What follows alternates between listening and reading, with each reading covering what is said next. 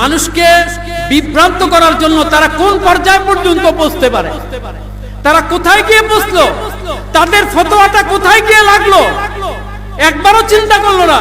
তারা বলল নবীজির ইন্তেকাল দিবস নিয়ে কোনো মতভেদ নাই। ঠিক আছে, মতভেদ নাই, জন্ম তারিখ নিয়ে মতবাদ আছে। নাউযুবিল্লাহ বলেন।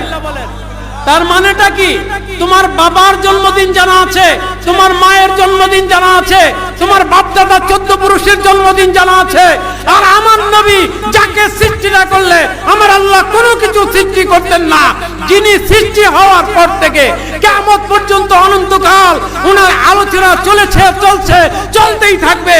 ওই নবী যেদিন পৃথিবীতে আগমন করলেন ওই দিন ওনার জন্মদিনের তারিখটা কি জানা নাই? জোরে বলেন নাও। আর একটু মহব্বতের সাথে জোরে সরে পড়ি আল্লাহুম্মা সাল্লি আলা। মাশাআল্লাহ, মহব্বতে জোরে জোরে। ওয়ালা আলি সাইয়্যিদিনা।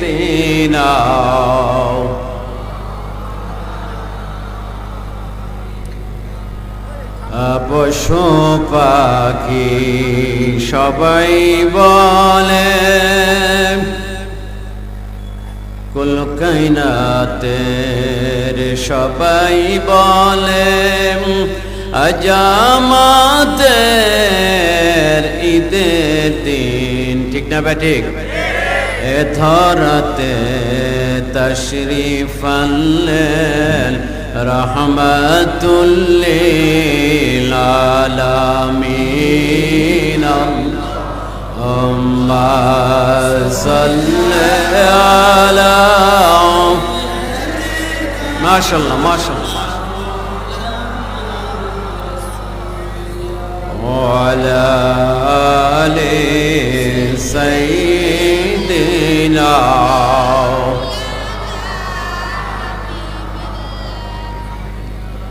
যাহার জন্যে কাদরে মন, তিনি সোনার মদিনায় স্বপ্ন যোগে পাইবে দেখা, হইলে ওনার দিওয়ানা। আল্লাহুম্মা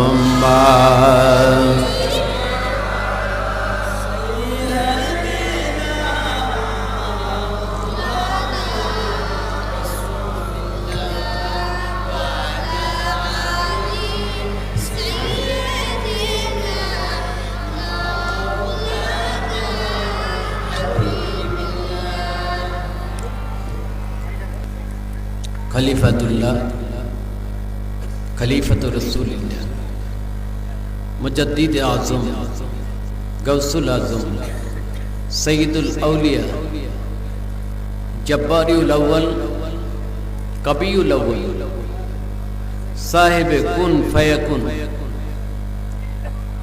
আওলাদে রাসূল, আখাসুল খাস আহলে বাইতে রাসূলিল্লাহ সাল্লাল্লাহু আলাইহি সাল্লাম, সাহেবু সৈয়দুল আয়াত শরীফ, সাইয়্যিদুনা সুলতানুন নাসির মামদু হযরত মুর্শিদ কিবলা আলাইহিস সালাম,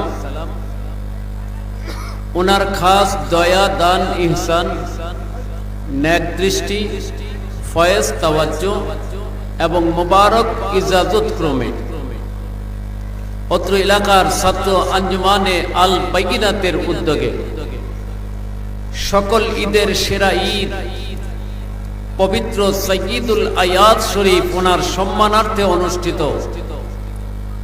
আজকের এই তাজদিদি মাহফিল, মহাসম্মানিত মহাপবিত্র সামা শরীফ, ওয়াজ শরীফ এবং মিলাদ শরীফ, কিয়াম শরীফ, দোয়ার মাহফিল। এই মাহফিলে উপস্থিত সম্মানিত সভাপতি সাহেব, উপস্থিত হযরত উলামায়ে কেরাম, দূর দূরান্ত থেকে আগত আমার দিনদার ধর্মপ্রাণ আশিকুল্লাহ, আশিকে রসুল, আশিকে অলি মুসলমান ভাইয়েরা, পর্দার আড়ালের মা ও বোনেরা, আমাদের প্রত্যেককে সর্বপ্রথম মহান আল্লাহ পাক রব্বুল আলামিন ওনার পবিত্র দরবারে শুকরিয়া আদায় করে নিতে হবে, ঠিক না বেঠিক? কেন শুকরিয়া আদায় করব?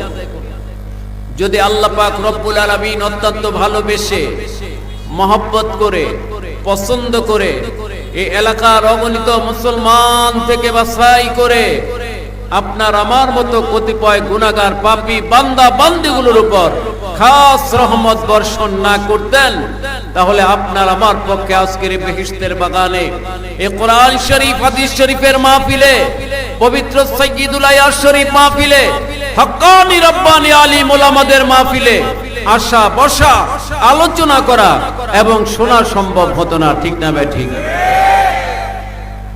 যে আল্লাহ পাক রব্বুল আলামিন রহমত করার কারণে, দয়া করার কারণে, কবুল করার কারণে আজকে আপনি আমি এত বড় একটা নিয়ামত লাভ করলাম, ওই মহান আল্লাহ পাক রব্বুল আলামিন ওনার পবিত্র দরবারে এই নিয়ামতের শুকরিয়া আদায় করার দরকার আছে না নাই? জোরে বলেন, আছে না নাই? দরকার আছে। কারণ আল্লাহ পাক পবিত্র কোরআন শরীফের জায়গায় জায়গায় বান্দা বান্দিকে আল্লাহ পাকের দেয়া নিয়ামতের শুকরিয়া আদায় করতে বলেছেন, ঠিক না ঠিক? আল্লাহ পাক বলেন, লাইন শাকারতুম লাযীদান্নাকুম। আল্লাহ পাক রব্বুল আলামিন বিশেষ করে মানব জাতিকে ডেকে ডেকে বলছেন, ও মানব জাতি, আমি আল্লাহ পাক রব্বুল আলামিন তোমাদেরকে যে নিয়ামতগুলো দান করেছি, ওই নিয়ামতগুলো পাওয়ার পরে, ভোগ করার পরে, ব্যবহার করার পরে যদি আমার দেয়া নিয়ামতের শুকরিয়া তোমরা আদায় করো, লাযীদান্নাকুম, আমি আল্লাহ পাক অবশ্যই অবশ্যই তোমাদের নিয়ামত আরো বাড়ায়া দিব। জোরে বলুন সুবহানাল্লাহ। তোমাদের রিজিক বাড়ায় দিব, রিজিকের মধ্যে বরকত দিয়ে দিব, নিয়ামতের মধ্যে বরকত দিয়ে দিব। চিৎকার করে বলুন সুবহানাল্লাহ। আল্লাহ পাক নিয়ামত বাড়ায় দিতে পারেন কিনা? রিজিক বাড়ায় দিতে পারেন কিনা? নিয়ামতের মালিক কে? রিজিকের মালিক কে? আমার আল্লাহ পাক নিয়ামতের মালিক, রিজিকের মালিক। ওই আল্লাহ পাক নিয়ামতে বরকত দেওয়ারও মালিক। সুবহানাল্লাহ বলুন। নিয়ামতের শুকরিয়া করলে আল্লাহ নিয়ামত বাড়ায় দেন, আর নিয়ামতের শুকরিয়া না করলে নিয়ামতটা কমে যায়, ঠিক না ঠিক? তা আজকের মাহফিল তো বড় নিয়ামত, শুকরিয়া আদায় করতে লাগবে কি লাগবে না? শুকরিয়া আদায় করা লাগবে। এই শুকরিয়া আদায় করলে কি হয় আর না করলে কি হয়, এই প্রসঙ্গে একটা ঘটনা কিতাবে উল্লেখ আছে, যেটা আমরা প্রায় আলোচনা করে থাকি। সাইয়েদুনা মামদু মুর্শিদ কিবলা আলাইহিস সালাম তিনিও অনেকবার এই ঘটনা আমাদের সামনে আলোচনা করেছেন। ঘটনাটা ইবরত এবং নসিহতপূর্ণ। কোরআন এবং হাদিসের দৃষ্টিতে যে ঘটনাগুলো, এই ঘটনাগুলো আমাদের জন্য শিক্ষার বিষয় আছে, আছে না নাই? জোরে বলে। তাই ঘটনাগুলো শুনতে হবে, মনে রাখতে হবে, সে অনুযায়ী আমল করতে হবে। আল্লাহ পাকের সম্মানিত নবী এবং রাসূল হযরতে মুসা কালিমুল্লাহ আলাইহিস সালাম, ওনার নাম তো আমরা সবাই জানি না, জানি না? একজন জলিলুল কদর রাসূল, যার উপর আল্লাহ পাক তাওরাত শরীফ নাযিল করেছিলেন। জোরে বলুন সুবহানাল্লাহ। যিনি কালিমুল্লাহ, আল্লাহ পাক ওনার সাথে কথা বলতেন। সেই হযরতে মুসা কালিমুল্লাহ আলাইহিস সালাম, তিনি একবার মহান আল্লাহ পাক ওনার সাথে কথা বলার জন্য তুর পর্বতে যাচ্ছিলেন। তুর পর্বতে যাওয়ার সময় রাস্তায় দেখা হলো একজন মহিলার সাথে। মহিলা সালাম দিয়ে বলল, হে হযরতে কালিমুল্লাহ আলাইহিস সালাম, আপনি কোথায় যাচ্ছেন? উনি বলেন, আমি মহান আল্লাহ পাক ওনার সাথে দেখা করার জন্য, ওনার সাথে কথা বলার জন্য তুর পর্বতে যাচ্ছি। ভালো কথা। আমার একটা প্রশ্ন আছে, দয়া করে আল্লাহ পাকের পক্ষ থেকে প্রশ্নের জবাবটা নিয়ে আসবেন। হযরতে কালিমুল্লাহ আলাইহিস সালাম বললেন, কি তোমার প্রশ্ন?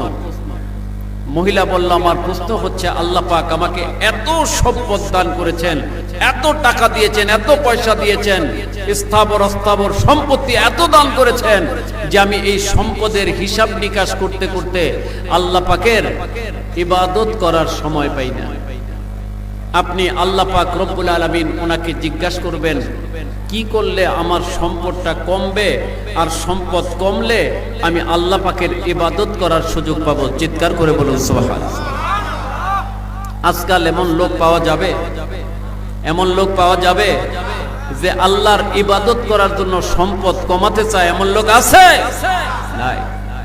সবাই চায় সম্পদ বাড়াতে, ঠিক না ব্যাঠিক? 10 বিঘা আছে 20 বিঘা দরকার, 30 বিঘা আছে 50 বিঘা দরকার, 10 লাখ আছে আরো 20 লাখ দরকার। সবাই খালি সম্পদ বাড়াতে চায়, সম্পদ কমাতে কেউ চায় না, ঠিক না ব্যাঠিক? মহিলা সম্পদ কমাতে চাইলো যে আল্লাহ পাককে জিজ্ঞাসা করবেন কি করলে আমার সম্পদটা কমবে, আমি কিছু সময় পাবো আল্লাহর ইবাদত করার। সুবহানাল্লাহ।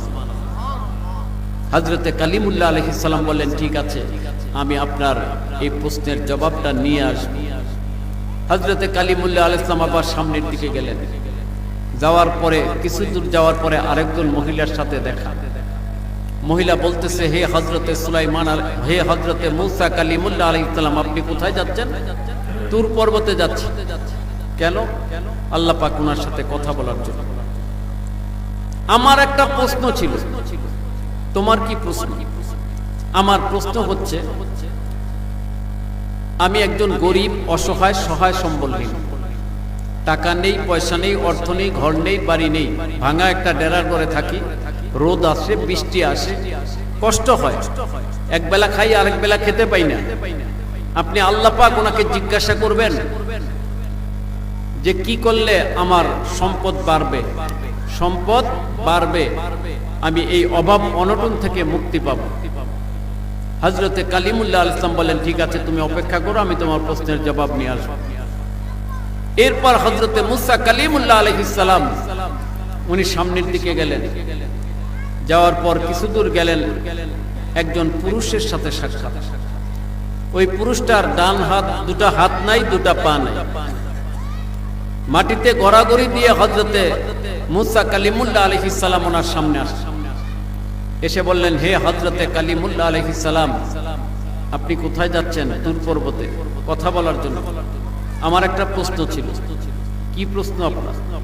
প্রশ্ন হচ্ছে, আমার না আছে দুটো হাত, না আছে দুটো পা, যার কারণে আমি কোনো কাজই করতে পারি না, ইবাদত বন্দিগো ঠিক মতো করতে পারি না। অথচ আল্লাহ পাক সবকিছু ফায়দার জন্য তৈরি করেছে, ফায়দার জন্য সবকিছু, কোনোটা বেকাজে না, অকাজে না, কাজের জন্যই সবকিছু আল্লাহ সৃষ্টি করেছেন, ঠিক না ব্যাঠি? তাহলে আমাকে আল্লাহ পাক কেন সৃষ্টি করলেন? কি কাজের জন্য সৃষ্টি করলেন? আমার না আছে হাত, না আছে পা, আমি না পারি দুনিয়াবি কাজ করতে, না পারি পরকালের ইবাদত বন্দেগী করতে, তাহলে আল্লাহ পাক আমাকে কেন সৃষ্টি করেছেন? আপনি আল্লাহ পাককে জিজ্ঞাসা করবেন। আল্লাহ পাক কি জবাব দেন সেটা আমাকে জানাবেন। হযরতে কালিমুল্লাহ আলাইহিস সালাম বললেন ঠিক আছে, তুমি অপেক্ষা করো, আমি আল্লাহ পাকের সাথে কথা বলে আমি তোমাদের প্রশ্নের জবাব নিয়ে আসব। হযরতে কালিমুল্লাহ আলাইহিস সালাম তুর পর্বতে গেলেন। মহান আল্লাহ পাক রব্বুল আলামিন ওনার সাথে কথাবার্তা শেষ করলেন। শেষ করে বললেন, খালিক মালিক রব মহান আল্লাহ পাক রব্বুল আলামিন, আমি আসার পথে 3 জন লোকের সাথে সাক্ষাৎ হয়েছে। 3 জন 3টা বিষয় আপনার কাছে জানতে চেয়েছেন। আপনি যদি তার জবাবগুলো দিয়ে দেন, তারা উপকৃত হবে। খালিক মালিক রব মহান আল্লাহ পাক রব্বুল আলামিন বললেন, কি তাদের প্রশ্ন? আল্লাহ পাক জানেন কি জানেন না? শুনেন কি শোনেন না? দেখেন কি দেখেন না? আল্লাহ পাক হাজির নাজির, ঠিক না ব্যাঠিক? তা আল্লাহ পাক সব জানেন, সব শুনেন, দেখেন, তারপরও জিজ্ঞাসা করছেন যে কি প্রশ্ন। হযরতে মূসা কালিমুল্লাহ আলাইহিস সালাম প্রশ্নগুলো আল্লাহ পাক ওনার দরবারে পেশ করলেন। আল্লাহ পাক প্রশ্নগুলোর জবাব দিয়ে দিলেন। সুবহানাল্লাহ বলেন। প্রশ্নের জবাব নিয়ে হযরতে মূসা কালিমুল্লাহ আলাইহিস সালাম রওনা হলেন, ফিরে আসলেন। ফিরে আসার পথে সর্বপ্রথম সাক্ষাৎ হলো ওই মহিলার সাথে, ঠিক না ব্যাঠিক? ঠিক। কার সাথে সাক্ষাৎ? ওই হাত পা কাটা পুরুষের সাথে সাক্ষাৎ। মনোযোগ দিয়ে শুনতে হবে, কথাগুলো গুরুত্বপূর্ণ কথা। আলোচনা বেশি দীর্ঘ হবে না, আমাদেরকে ধৈর্য ধারণ করতে হবে। আমরা দুনিয়াবি কাজের জন্য কিন্তু সারা রাত জাগি, অনেকে জাগে কি জাগে না? বিশ্বকাপ ফুটবল খেলা হলে রাতকে রাত জাগে, জাগে কি জাগে না? দুনিয়াবি কাজে সারা রাত জাগে। কিন্তু সাইয়্যিদুল আয়াত শরীফ মাহফিল, দ্বীনি মাহফিল, কোরআন হাদিসের মাহফিল, যেখানে গেলে গুনাহ খাতা ক্ষমা হয়ে যায়, তোরে বলুন সুবহানাল্লাহ। যেখানে গেলে জান্নাত ওয়াজিব হয়ে যেতে পারে, ঠিক কিনা করে বল। সেই মাহফিলের জন্য কি আমরা একটা রাতও জাগতে পারবো না? অবশ্যই কষ্ট করতে হবে, ধৈর্য ধারণ করতে হবে, মনোযোগ দিয়ে শুনতে হবে। ওই হাত পা কাটা পুরুষ তার সামনে এসে হযরতে কালিমুল্লাহ আলাইহিস সালাম বললেন, আমি তোমার প্রশ্নের জবাব এনেছি। কি জবাব? মহান আল্লাহ পাক কি বলেছেন? তুমি জানতে চেয়েছো যে আল্লাহ পাক তোমাকে কি কাজের জন্য সৃষ্টি করেছেন? হ্যাঁ, আমি এটাই জানতে চেয়েছি। মহান আল্লাহ পাক রব্বুল আলামিন তোমাকে সৃষ্টি করেছেন, জাহান্নামের মধ্যে একটা ছিদ্র আছে, ওই ছিদ্রটা তোমাকে দিয়ে আল্লাহ বন্ধ করবেন। নাউজুবিল্লাহ। তোমাকে দিয়ে আল্লাহ বন্ধ করবেন জাহান্নামের ছিদ্রটা। এখন জাহান্নামের ছিদ্র বন্ধ করলে জান্নাতে হবে না জাহান্নামে? জাহান্নামে। এই কথা শোনার সাথে সাথে ওই লোকটা চিৎকার দিয়ে বলে উঠলো, আলহামদুলিল্লাহ। মহান আল্লাহ পাক রব্বুল আলামিন ওনার দরবারে লক্ষ কোটি শুকরিয়া যে আল্লাহ পাক আমাকে একটা কাজের জন্য সৃষ্টি করেছেন, এই জন্য আমি আল্লাহর দরবারে শুকরিয়া আদায় করতেছি। সুবহানাল্লাহ। ওই বান্দা যখন মহান আল্লাহ পাক রব্বুল আলামিন ওনার দরবারে শুকরিয়া আদায় করল, আল্লাহ পাক ওয়াদা করেছেন, লা আযীদান্নাকুম, আমি আল্লাহ তোমাদের নেয়ামতকে বাড়ায় দেব যদি শুকরিয়া আদায় করো। শুকরিয়া আদায় করতে দেরি, আল্লাহ পাক রব্বুল আলামিন ওনার কুদরতে ওই বান্দার দুইটা হাত দুইটা পা গজাতে দেরি হলো না। জোরে বলুন সুবহানাল্লাহ। সাথে সাথে দুটো হাত দুটো পা গজিয়ে গেল, ওই বান্দা সুস্থ হয়ে গেল। জোরে বলুন সুবহানাল্লাহ। এখন কি আর জাহান্নামের ছিদ্র বন্ধ হবে? এখন সে জান্নাতি হয়ে গেল। সুবহানাল্লাহ বলেন। শুকরিয়া করলে নিয়ামত বাড়ে না কমে? বাড়ে।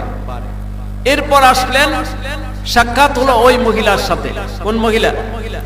গরিব, অসহায়, সহায় সম্বলহীন মহিলা। হযরতে কালিমুল্লাহ আলাইহিস সালাম বললেন, আমি তোমার প্রশ্নের জবাব এনেছি। কি জবাব? জবাব হচ্ছে, তুমি জানতে চেয়েছো কি করলে তোমার সম্পদ বাড়বে। কথাগুলো মনে রাখবেন। এই ঘটনার মধ্যে কিন্তু আল্লাহ পাক অনেক কিছু শিক্ষা দিয়ে দিচ্ছেন আমাদের, অনেক কিছু। আজকে আমরা সম্পদ বাড়াতে চাই, চাই কি চাই না? তোরে বল। টাকা পয়সা চাই কি চাই না? টাকা পয়সার দরকার আছে। আখিরি জমানায় টাকা পয়সা ছাড়া ফায়দা লাভ করা যাবে না। যাবে? আপনি সুন্নত মোতাবেক আমল করতে যাবেন। পৃথিবীর সবচাইতে দামি আমল হচ্ছে আমার নবীর সুন্নত, ঠিক কি না? তোরে বল। ওই নবীর সুন্নতগুলো পালন করতে টাকা লাগবে কি লাগবে না? টাকা লাগে, ঠিক না বেঠিক? সুন্নতের দাম আছে, কদর আছে, আছে না নাই? টাকা পয়সার দরকার আছে, কিন্তু অবৈধ পন্থায় না, ঠিক না বেঠিক? হারাম পন্থায় না, নাজায়েজ পন্থায় না, সুদ ঘুষের মাধ্যমে না, দুর্নীতির মাধ্যমে না, মানুষের টাকা পয়সা আত্মসাৎ করার মাধ্যমে না, ঠিক না বেঠিক? শরীয়ত সম্মত ভাবে যদি আপনি সারা পৃথিবীর মালিক হয়ে যান, কোনো সমস্যা নাই। সমস্যা আছে? হযরত সুলাইমান আলাইহিস সালাম সারা পৃথিবীর মালিক ছিলেন, ছিলেন না? হযরত যুন্নুরাইন আলাইহিস সালাম, ওনাকে আল্লাহ গনি লকব দিয়ে দিলেন। যে লকব আল্লাহর গনি লকব ওনাকে দিয়ে দিলেন। সবাই চাইতে পৃথিবীর মধ্যে শ্রেষ্ঠ ধনী। জোরে বলুন সুবহানাল্লাহ। হযরতে যুন্নুরাইন আলাইহিস সালাম। কাজে টাকা পয়সা থাকাটা দোষের না, টাকা পয়সা কামাই করা দোষের না, দোষ হচ্ছে অবৈধভাবে কামাই করা, ঠিক না বেঠিক? হালাল ভাবে আপনি যা পারেন কামাই করেন। সুবহানাল্লাহ। তো মহিলা তাকে বললেন যে তুমি জানতে চেয়েছো কি করলে তোমার সম্পদ বাড়বে। হ্যাঁ, আমি এটাই জানতে চেয়েছি। খালিক মালিক রব মহান আল্লাহ পাক রব্বুল আলামিন জানিয়ে দিয়েছেন। কি জানিয়ে দিয়েছেন? তুমি যদি তোমার সম্পদ বাড়াতে চাও, বেশি বেশি করে সম্পদের শুকরিয়া আদায় করো, আর তোমার যা আছে, যতটুকু আছে, তার থেকে আল্লাহ পাকের রাস্তায় দান করো। জোরে বলুন সুবহানাল্লাহ। কি করতে হবে? দান করতে হবে, আর শুকরিয়া আদায় করতে হবে, শুকরিয়া করতে হবে, এবং সেখান থেকে দান করতে হবে। দানে কখনো কমে না, বরং দানে বাড়ে, ঠিক না বেঠিক? দানে কমে? কমে না, দানে বাড়ে। দান করতে হবে। দান না করলে আল্লাহ পাক সম্পদে বরকত দিবেন না, বরকত হয় না। আজকে মানুষ যাকাত দেয় না, আজকে মানুষ ওসর দেয় না, অথচ যাকাত দেওয়া ফরজে আইন, ওসর দেওয়া ফরজে আইন, ঠিক না বেঠিক? জাকাতের ব্যাপারে অনেক লোক জানে, কিছুটা আলোচনা হয়, মসজিদ মাদ্রাসায় আলোচনা হয়, কিন্তু ওশরের ব্যাপারে আজকাল কোনো আলোচনাই নাই। ঠিক না ঠিক? ওশরের ব্যাপারে মানুষ একেবারে গাফেল, যার কারণে দেখা যাচ্ছে তাদের ফসলগুলো নষ্ট হয়ে যায়, ফসলগুলো ধ্বংস হয়ে যায়, ফসলের মধ্যে বরকত পায় না। ঠিক না ঠিক? বরকত পায় না কেন? ফসলের ওশর দেওয়া হয় না। ওশর দেওয়া ফরজে আইন। ওশর দেওয়া কি? ফরজে আইন। ফসল দুই প্রকার হয়ে থাকে, একটা হচ্ছে পরিশ্রম করে ফলানো, আর একটা হচ্ছে বিনা পরিশ্রমে ফল এবং ফসল হয়ে থাকে। ফসলটা সাধারণত বিনা পরিশ্রমে হয় না। ঠিক না ঠিক? পরিশ্রম করতে হয়, সেচ দিতে হয়, নিড়ে দিতে হয়, ক্ষেত পরিষ্কার করতে হয়, সার দিতে হয়, পরিশ্রম করতে হয় ফসলের পিছনে। আবার কিছু বাগান আছে, আম বাগান, জাম বাগান, কাঁঠাল বাগান, লিচু বাগান আছে না নাই? জোরে বলে। এই যে ফল ফলাদি, এগুলোর পিছনে পরিশ্রম করতে হয়, পরিশ্রম করলে সেখানে ফল হয়। যেই ফল এবং ফসলটা পরিশ্রম করে ফলানো হয়, সেই ফল এবং ফসলের কয় ভাগ? 20 ভাগের 1 ভাগ। কয় ভাগ? 20 ভাগের 1 ভাগ।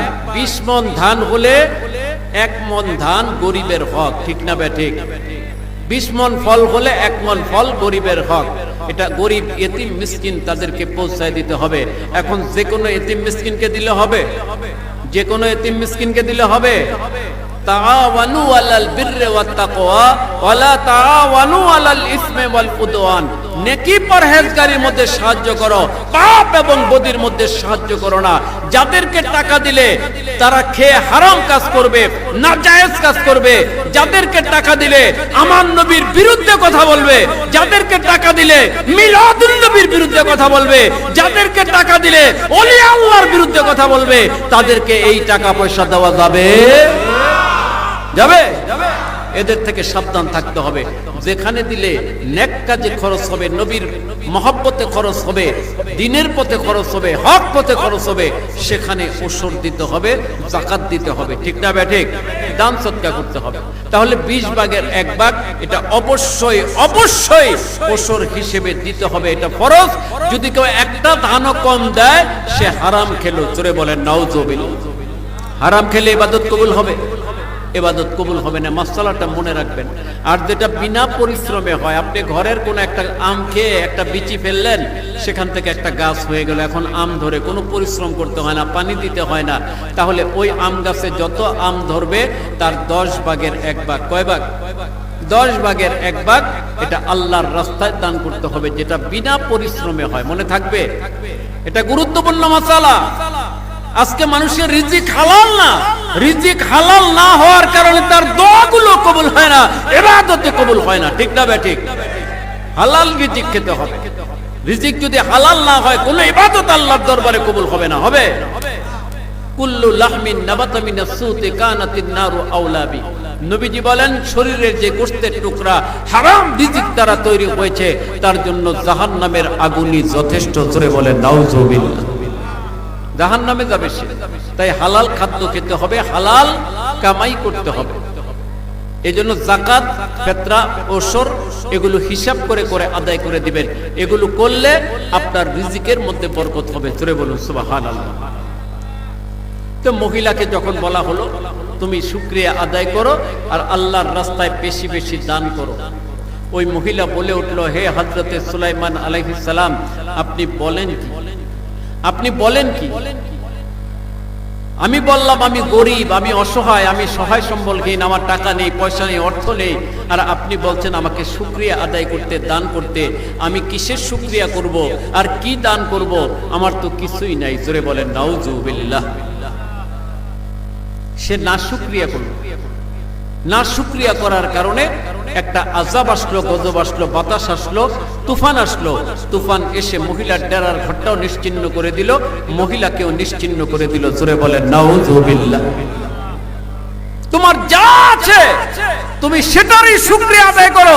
তুমি যে এক বেলা খেতে পাও, এই এক বেলার শুকরিয়া আদায় করো। তোমার যে 1 টাকা আছে, এই 1 টাকাই তুমি আল্লাহর রাস্তায় দান করো। জোরে বলুন সুবহানাল্লাহ। আল্লাহ খুশি হয়ে তোমার নেয়ামত বাড়ায় দিবেন। ঠিক না ভাই? ঠিক। না শুকরিয়া করা যাবে? না শুকরিয়া করলে আল্লাহ পাক নিয়ামত ছিনিয়ে নেবেন, নিয়ামত কমে যাবে, নিয়ামতে বরকত থাকবে। হযরতে মুসা কালিমুল্লাহ আলাইহিস সালামের পর গেলেন ওই মহিলার কাছে, যে মহিলার প্রশ্ন ছিল কি করলে আমার সম্পদ কমবে, কি করলে সম্পদ কমবে, যেটা করলে কমবে সেটা আমরা করব না। হে মহিলা, তোমার প্রশ্ন ছিল কি করলে সম্পদ কমবে, হ্যাঁ কি করতে হবে আমাকে?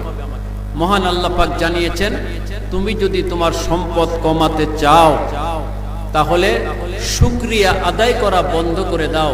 আজকের থেকে আর শুকরিয়া আদায় করবে না, আর আল্লাহর দেওয়া সম্পদ আল্লাহর রাস্তায় দান করা বন্ধ করে দাও। সম্পদ দান করবে না, অটোমেটিক তোমার সম্পদ কমে যাবে। নাউযুবিল্লাহ। ওই মহিলা বলল, হে হযরতে মুসা কালিমুল্লাহ আলাইহিস সালাম, আপনি এটা কি বললেন? বেয়াদবি, ক্ষমা চাই, আপনাকে কষ্ট দিয়েছি, কিন্তু আপনি এটা কি বললেন?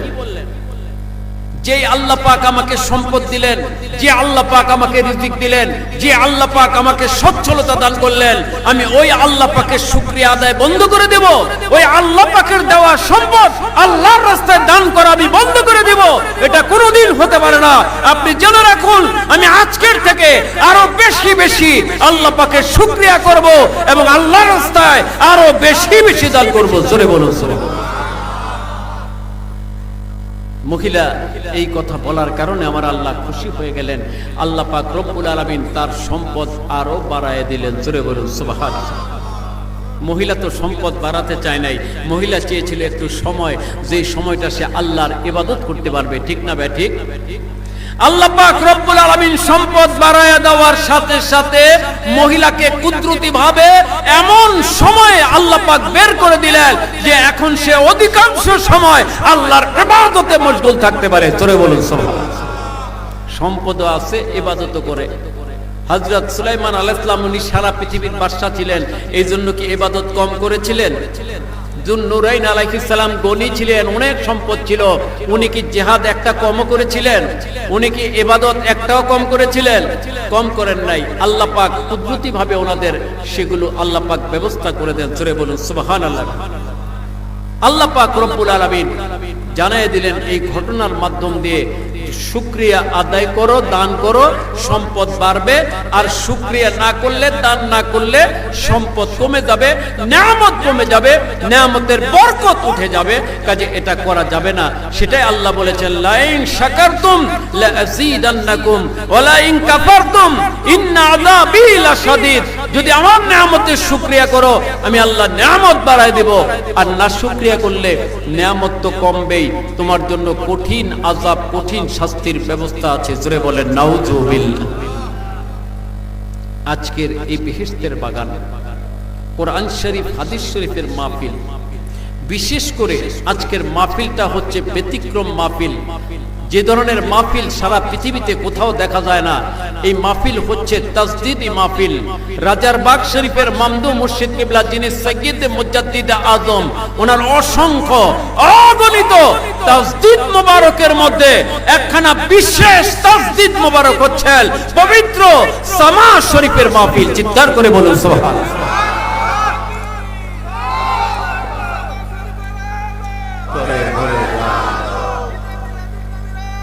ঘরে ঘরে পৃথিবীর কোথাও আপনি সামা শরীফের মাহফিল পাবেন না। ঠিক না বে ঠিক?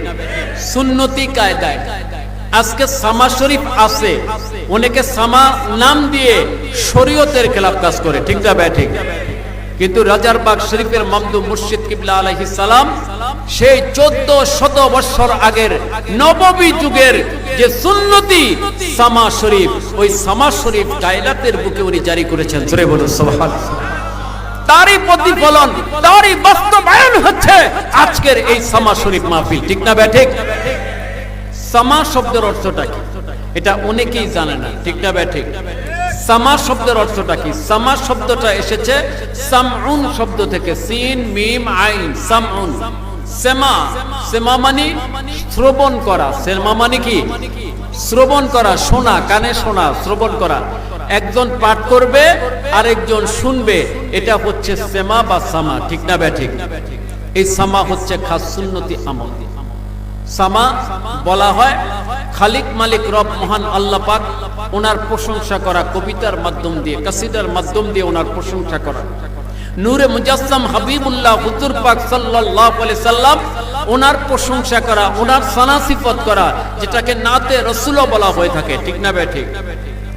আবার আউলিয়ায়ে কেরাম ওনাদের সানা সিফত, ওনাদের প্রশংসা কাসিদার মাধ্যমে, কবিতার মাধ্যমে করা, এটাকে বলা হয় সামা মাহফিল। জোরে বলুন সুবহানাল্লাহ। আজকে এখানে হামদে বারি তালা পাঠ করা হয়েছে, আল্লাহ পাকের প্রশংসা হয়েছে, হয়েছে কি হয় নাই? নাতে রাসূল সাল্লাল্লাহু আলাইহি ওয়াসাল্লাম পাঠ করা হয়েছে, নবীজির সানা সিফত করা হয়েছে। আউলিয়ায়ে কেরাম মামদু মুর্শিদ কিবলা আলাইহিস সালাম ওনার সানা সিফত হয়েছে, ওনার শানে কাসিদা পাঠ করা হয়েছে, ঠিক না বে ঠিক? এটাই হচ্ছে পবিত্র সামা শরীফের মাহফিল, খাস সুন্নতি মাহফিল। হযরতে সাইয়েদুনা হাসান বিন সাবিত রাদিয়াল্লাহু তাআলা আনহু নামে একজন বিশিষ্ট সাহাবী ছিলেন, নবীজির সাহাবী। উনি যখন কাফের ছিলেন, অর্থাৎ ঈমান আনেন নাই, তখন উনি নবীজির বিরুদ্ধে অনেক কবিতা লিখেছেন। জোরে বলেন নাউজুবিল্লাহ। অনেক কবিতা লিখেছেন নবীজির বিরুদ্ধে, কারণ উনি ছিলেন আরব দেশের একজন অন্যতম শ্রেষ্ঠ কবি। সুবহানাল্লাহ, শ্রেষ্ঠ কবি। উনি ইসলাম গ্রহণ করলেন।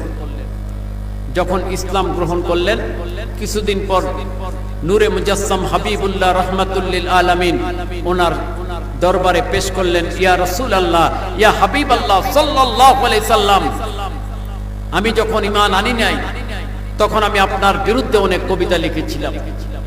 আমি আজকে সেটার কাফারা আদায় করতে চাই। কিভাবে আপনি কাফারা আদায় করতে চান? ইয়া রাসূলুল্লাহ, ইয়া হাবিবাল্লাহ সাল্লাল্লাহু আলাইহি সাল্লাম, আমি হাসান বিন সাবিত যদিও ঈমান এনেছি, মুসলমান হয়ে গেছি, সাহাবী হয়ে গেছি, কিন্তু আমার পবিত্র শক্তি আমি হারিয়ে ফেলি নাই। আমি এখনো কবিতা লিখতে পারি, এখনো আমি আপনার সানা সিফত করতে পারবো। জোরে বলুন সুবহানাল্লাহ। আপনি দয়া করে আমাকে অনুমতি দেন, আমি আপনার পক্ষে কবিতা লিখবো। আপনার সম্মান, মর্যাদা, মর্তবা প্রকাশ করার জন্য আমি কবিতা লিখব। আল্লাহ পাকের হাবিব খুশি হয়ে গেলেন, খুশি হয়ে ওনাকে অনুমতি দিলেন। ঠিক আছে, আজকের থেকে আপনি আমার প্রশংসামূলক নাত শরীফ আপনি লিখতে থাকুন। হাসান বিন সাবিত রাদিয়াল্লাহু তাআলা আনহু নাত শরীফ লিখেন। মসজিদে নববীতে নবীজির সামনে দাঁড়ায়, নবীজির সামনে দাঁড়ায় নবীজির নাত শরীফ নবীজিকে শোনান। জোরে বলুন সুবহানাল্লাহ। নবীজি ওনার নাত শরীফগুলো শুনে এত খুশি হয়ে গেলেন, উনি আল্লাহ পাকের কাছে দোয়া করলেন, আল্লাহ পাক, আল্লাহুম্মা আইয়িদহু বিরূহিল কুদুস আলাইহিস সালাম, যে আল্লাহ পাক রব্বুল আলামিন আপনি হাসান বিন সাবিত রাদিয়াল্লাহু তাআলা আনহুকে হযরতে জিবরিল আলাইহিস সালাম ওনার মাধ্যম দিয়ে আপনি সাহায্য করুন। জোরে বলুন সুবহানাল্লাহ। ওনার মাধ্যম দিয়ে আপনি ওনাকে সাহায্য করুন। ওনার জন্য দোয়া করলেন। শুধু দোয়া না, এতটুকুন উনি খুশি হয়ে গেলেন। আর নাত শরীফ পাঠ করলে যে আল্লাহর হাবিব কত খুশি হন, তার বাস্তব প্রমাণ হচ্ছে মসজিদে নববী শরীফে আল্লাহ পাকের হাবিব ওনার পবিত্র মিম্বর শরীফের পাশে ওনার জন্য আরেকটা মিম্বর শরীফ তৈরি করে দেয়া হলো। চিৎকার করে বলুন সুবহানাল্লাহ। কায়নাতের বুকে, জমিনের বুকে এমন কোন ব্যক্তিত্ব নাই যে আল্লাহর হাবিবের সামনে মিম্বরে দাঁড়াতে পারে, ঠিক না বে ঠিক? কিন্তু আল্লাহ পাকের হাবিব স্বয়ং নিজে অনুমতি দিলেন, হে হাসান বিন সাবিত রাদিয়াল্লাহু তাআলা আনহু, আমি আপনার নাত শরীফ শুনে এত খুশি, এত সন্তুষ্ট, আপনার জন্য আমি মিম্বর শরীফ তৈরি করে দিয়েছি। আপনি মিম্বরে দাঁড়ায় আমার শানে পবিত্র নাত শরীফ পাঠ করবেন। জোরে বলুন সুবহানাল্লাহ। উনি সেই মিম্বর শরীফে দাঁড়ায়া ওনার লিখিত নাত শরীফগুলো উনি পাঠ করতেন। আল্লাহ পাকের হাবিব স্বয়ং নিজে মনোযোগ দিয়ে সাহাবাই কেরামকে নিয়ে শুনতেন। জোরে বলুন সুবহানাল্লাহ। নাত শরীফ লিখতে লিখতে ওনার শেষ জীবনে চলে আসলেন। ওনার সর্বশেষ যে নাত শরীফ খানা উনি লিখেছিলেন, ওই নাত শরীফে উনি লিখেছেন, মা আন মাদাহতু মুহাম্মাদান বিমাকালাতি ওয়ালাকিন মাকালাতি বিমুহাম্মাদিন সাল্লাল্লাহু মুদিহাত বিমুহাম্মাদিন সাল্লাল্লাহু আলাইহি সাল্লাম। উনি সর্বশেষ নাত শরীফ লেখলেন, ইয়া রাসূলুল্লাহ, ইয়া হাবিবাল্লাহ সাল্লাল্লাহু আলাইহি সাল্লাম, আমি অনেক নাত শরীফ লিখেছি, আপনার অনেক সম্মান মর্যাদা মর্তবা আমি বর্ণনা করেছি, আমি চেয়েছিলাম আপনার সম্মান মর্যাদাকে একটু উঁচু করার জন্য, রফানা লাকা যিকরাক, আপনার জিকির আপনার আলোচনাকে উঁচু করার জন্য আমি চেয়েছিলাম, কিন্তু আমি দেখলাম আসলে আল্লাহ পাক আপনাকে যতটুকু সম্মান দিয়েছেন এর চাইতে বেশি সম্মান কেউ দিতে পারবে না। আমার পক্ষে আপনার সম্মান এক চুল পরিমাণ বাড়ানো সম্ভব হয় নাই, আল্লাহ পাক যা দিয়েছেন তার চাইতে। তবে আমি একটা জিনিস ফিকির করেছি, একটা জিনিস চিন্তা করেছি, আপনার প্রশংসা করতে গিয়ে, আপনার সানাসিফত করতে গিয়ে আমি হাসান বিন সাবিত রাদিয়াল্লাহু তাআলা আনহু আমার কথাগুলোই মূল্যবান হয়ে গেছে, আমি হাসান বিন সাবিত নিজে মূল্যবান হয়ে গেছি। জোরে বলুন সুবহানাল্লাহ। ঠিক না বে ঠিক? আমি নিজে মূল্যবান হয়ে গেছি, আমার কথাগুলো মূল্যবান হয়ে গেছে। নবীজির সম্মান, নবীজির মর্যাদা মর্তবা কেউ উঁচু করতে পারবে না, বরং নবীজির সানাসিফত যে করবে তার সম্মান বৃদ্ধি পাবে, তার সম্মান তার মর্যাদা বৃদ্ধি পাবে। জোরে বলুন সুবহানাল্লাহ। আজকে সারা বিশ্বের মানুষ মুসলমান হাসান বিন সাবিত রাদিয়াল্লাহু তাআলা আনহুকে স্মরণ করে, ওনার ঘটনাটা আলোচনা করে, ওনাকে অনুসরণ করে। ঠিক না বেঠিক? সেটাই ছিল সামা শরীফ, নবীজির শানে নাত শরীফ পাঠ করা। এই সামা শরীফের সুন্নতটা দুনিয়ার বুকে আবার নতুন করে জারি করলেন তাজদিদি যে কার্যক্রম সামা শরীফ সুন্নতি তরিকায় জারি করলেন রাজার বাগ শরীফের মমদু মুর্শিদ কিবলা আলাইহিস সালাম। জোরে বলুন সুবহানাল্লাহ। এই সুন্নত আদায় করে আমরা খুশি না বেজার? জোরে বলেন খুশি না বেজার? আমরা এই সুন্নত পেয়ে খুশি না বেজার? আমরা খুশি। আজকের এই মাহফিল অত্যন্ত মর্যাদাবান, কারণ সামা শরীফ মাহফিল আল্লাহ পাকের সানাসিফত হয়েছে, নবীজির সানাসিফত হয়েছে, আউলিয়া কিরামের সানাসিফত হয়েছে। ঠিক কিনা? জোরে বলেন। কাজী এই মাহফিলের মর্যাদা বুঝতে হবে, ফজিলতটা বুঝতে হবে। কাজী বেশি বেশি করে, আরো বেশি বেশি করে এই সামা শরীফ কায়নাতের বুকে জারি করতে হবে। ঠিক না বে ঠিক? কারণ এই সামা শরীফ যত বেশি জারি হবে, কুফরি এবং হারাম কাজ, গান বাজনা দুনিয়ার থেকে তত বেশি দূর হয়ে যাবে। ঠিক কিনা? তোরে আজকে মুসলমান ষড়যন্ত্রের শিকার। কিসের শিকার? ষড়যন্ত্রের শিকার আজকে মুসলমান। সেটা মুসলমান জানে না, বুঝে না। মুসলমানের যারা শত্রু তারা আজকে মুসলমানকে সূক্ষ্মভাবে গোমরা করে দিচ্ছে, জাহান্নামী করে দিচ্ছে। জোরে বলেন নাউযুবিল্লাহ। ঠিক না বে ঠিক? মুসলমানের শত্রু কারা? আল্লাহ পাক কোরআন শরীফের মধ্যে বলে দিয়েছেন, লা তাজিদান্না আশাদ্দান নাসি আদাওয়াতাল লিল্লাযিনা আমানুল ইয়াহুদ ওয়াল্লাযিনা আশরাকু। আল্লাহ পাক রব্বুল আলামিন বলেন মুসলমানের শত্রু হচ্ছে, এক নম্বরের শত্রু হচ্ছে ইহুদি। কারা? ইহুদি। এই ইহুদিরা হচ্ছে মুসলমানের এক নম্বর শত্রু। দ্বিতীয় শত্রু হচ্ছে মুশরিক, মূর্তি পূজক যারা আল্লাহর সাথে শিরক করে, তারা দ্বিতীয় শত্রু। আর তৃতীয় শত্রু হচ্ছে খ্রিস্টান, নাসারা, খ্রিস্টান। এক কথায় আল কুফরু মিল্লাতুন ওয়াহিদা, সমস্ত কাফেররা মিলে একটা ধর্ম। ঠিক কিনা? তোরে বল। সমস্ত কাফের মিলে এক ধর্ম। আর এই কাফিরদের মধ্যে সবচাইতে জঘন্য, সবচাইতে নিকৃষ্ট এবং বড় শত্রু হচ্ছে মুসলমানের এই ইহুদিরা। জোরে বলেন নাউযুবিল্লাহ। যার বাস্তব প্রমাণ আজকে আমরা ফিলিস্তিনে দেখতে পাচ্ছি। ঠিক কিনা? জোরে বলেন। এই দখলদার এবং পরগাছা এই ইসরায়েল ইহুদিরা আজকে নির্মম ভাবে মুসলমান শিশুদেরকে, মুসলমান মা বোনদেরকে, মুসলমান পুরুষদেরকে নির্মম ভাবে, অন্যায় ভাবে শহীদ করে যাচ্ছে। ঠিক কিনা? জোরে বলেন।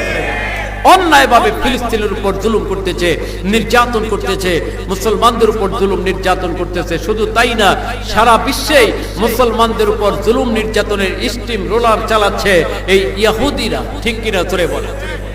এই ইহুদিদের থেকে সাবধান, সতর্ক থাকতে হবে। কাফের মুশরিক বেদিন বদ্দিনদের থেকে সাবধান এবং সতর্ক থাকতে হবে। এরা মুসলমানের দুশমন। শুধু মুসলমানকে শহীদ করে তারা ক্ষান্ত হয় না, তারা এজেন্ডা হাতে নিয়েছে, যেভাবে হোক মুসলমানকে জাহান্নামী করতে হবে, ঈমান হারা করতে হবে। জোরে বলেন নাউযুবিল্লাহ। এই জন্য তিনটা কাজ তারা জোরে সোরে চালায় যাচ্ছে। কয়টা কাজ? কয়টা? তিনটা কাজ তারা জোরে সোরে চালায় যাচ্ছে। এক নাম্বার হচ্ছে গান বাজনা। এক নাম্বার কি? গান বাজনা। দুই নাম্বার হচ্ছে ছবি ভিডিও। দুই নাম্বার হচ্ছে ছবি ভিডিও। তিন নাম্বার হচ্ছে বেপরদা বেহায়াপনা। ঠিক না বে ঠিক? এক নাম্বার গান বাজনা।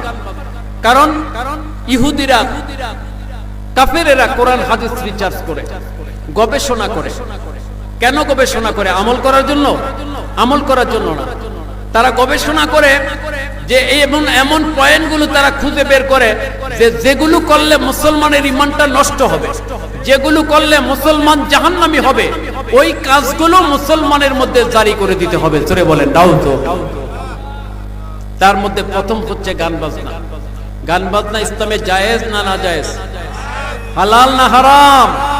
গান বাজনা ইসলামে সম্পূর্ণরূপে হারাম এবং নাজায়েজ।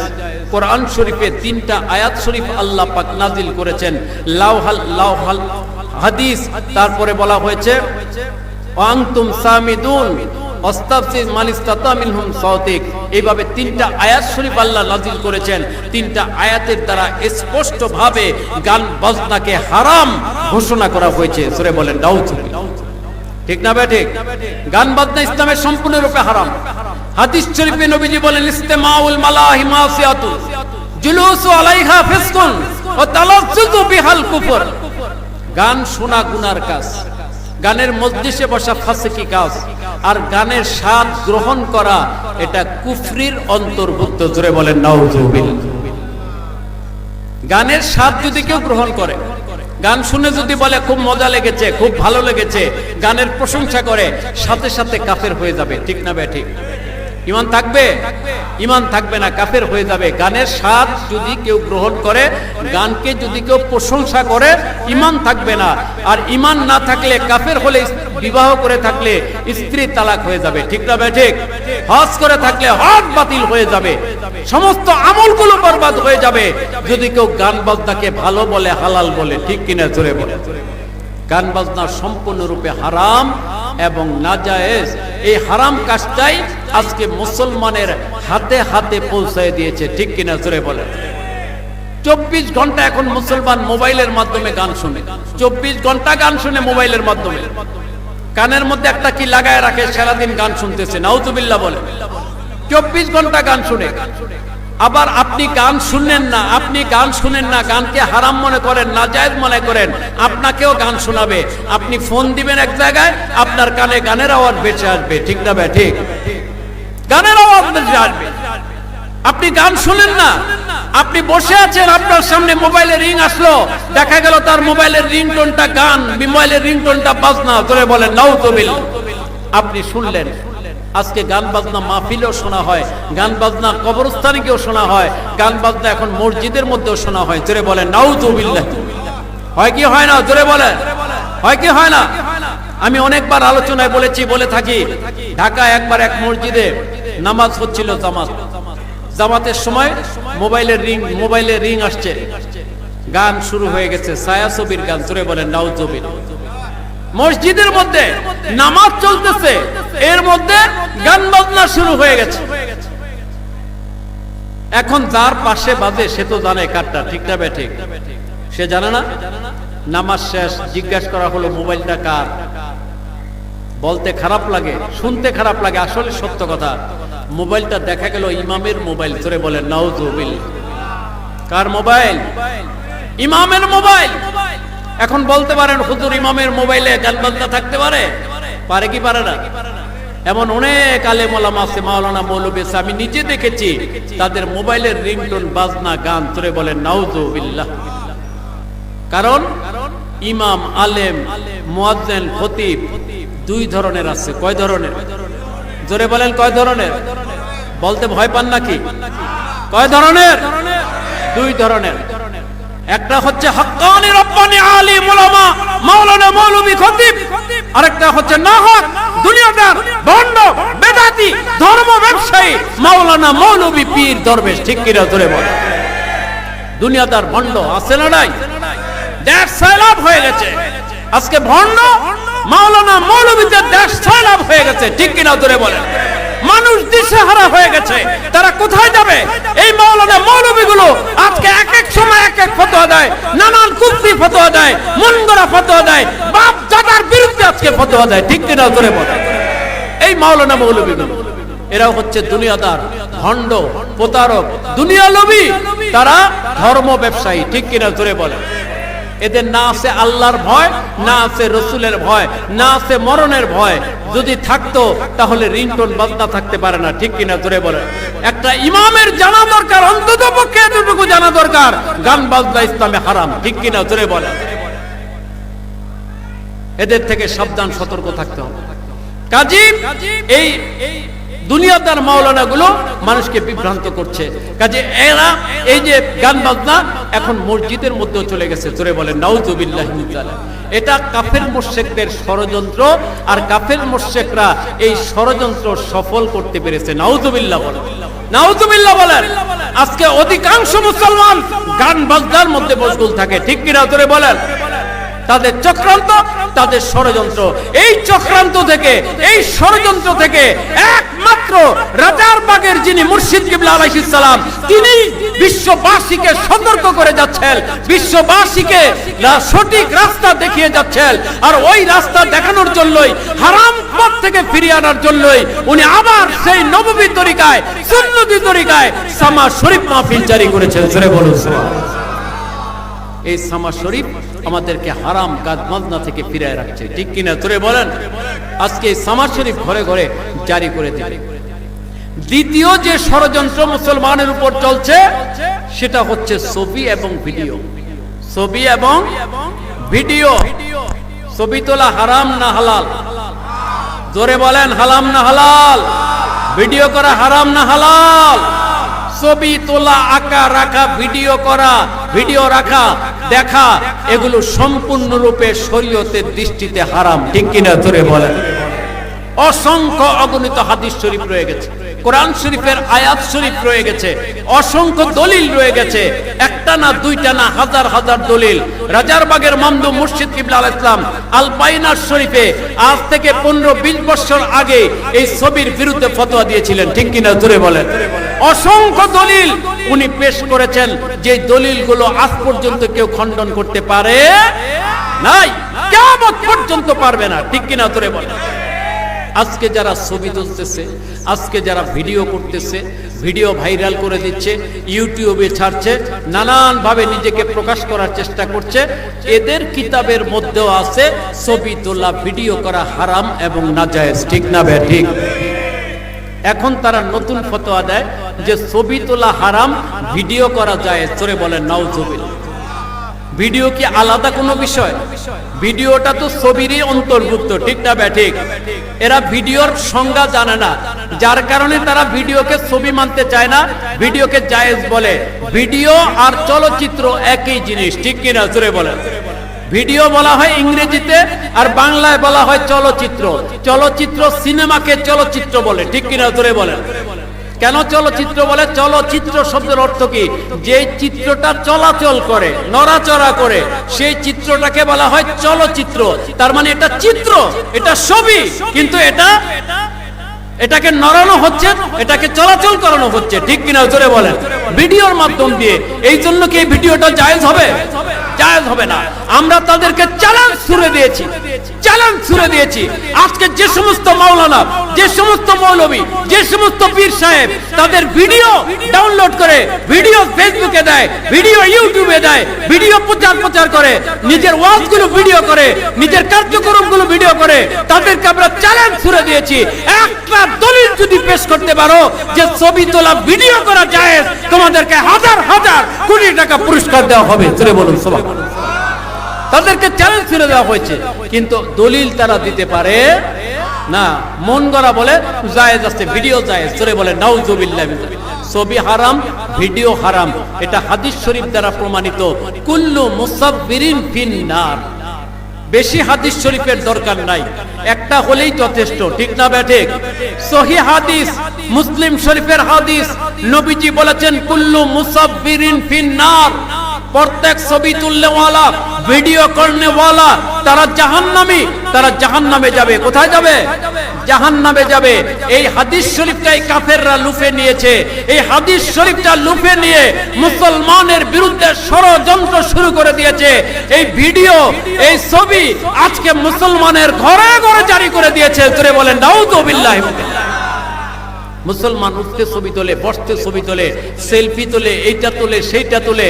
আগে স্টুডিওতে গিয়ে ছবি তুলতে হতো, ঠিক না বে ঠিক?